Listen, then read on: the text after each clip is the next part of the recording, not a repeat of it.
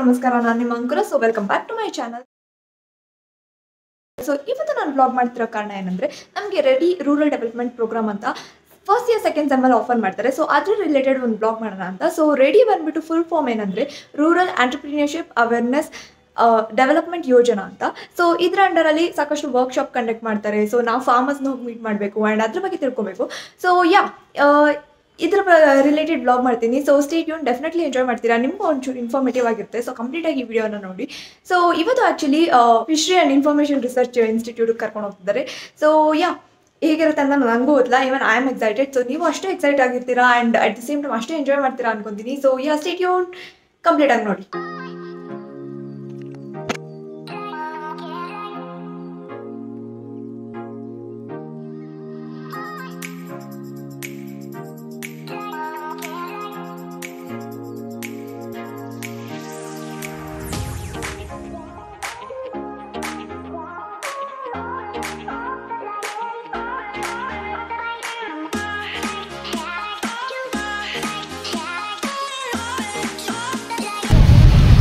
ಎಲ್ಲಿ ಹೋಗ್ತಿದ್ದೀವಿ ಹೇಳಂಗೆ?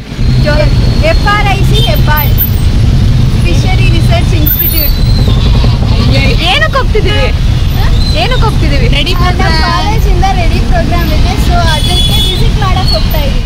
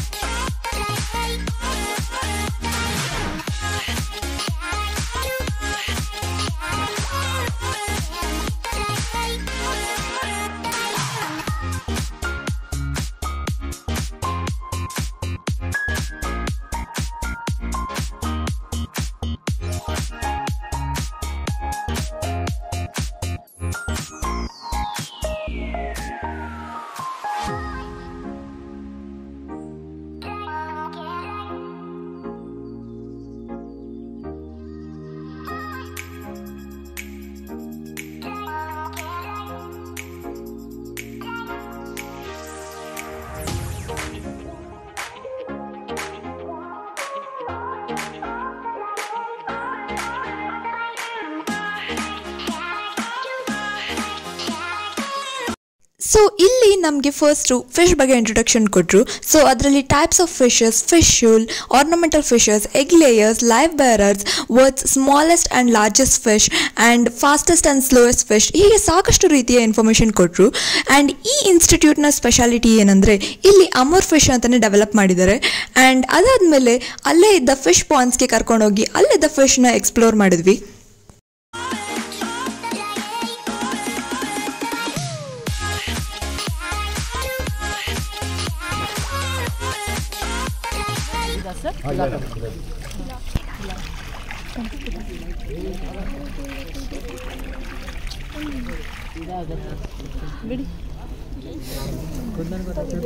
ಇಲ್ಲ, ಇದು ಸ್ವಲ್ಪ ಬದುಕಿದೆ.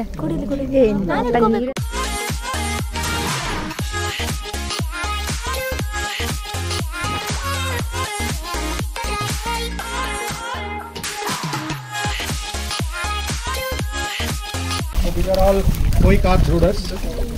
So it is mainly used for ornamental purpose. For garden ponds, you can see this is not the horizontal view, this is the top view which enhances the beauty of this fish.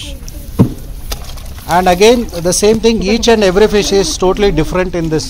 Even males and females will not give the same colored or same patch of young ones. So that is totally uniqueness of this particular thing.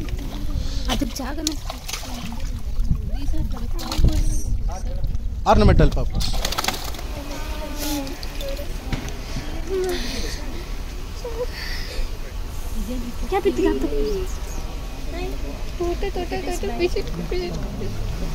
So you can see the mouth, so which is opening quite often. So that is mainly for filtering the water. So it serves for both food as well as respiration. Okay. Next you can see a pair of barbels. You can see here. Sangeetha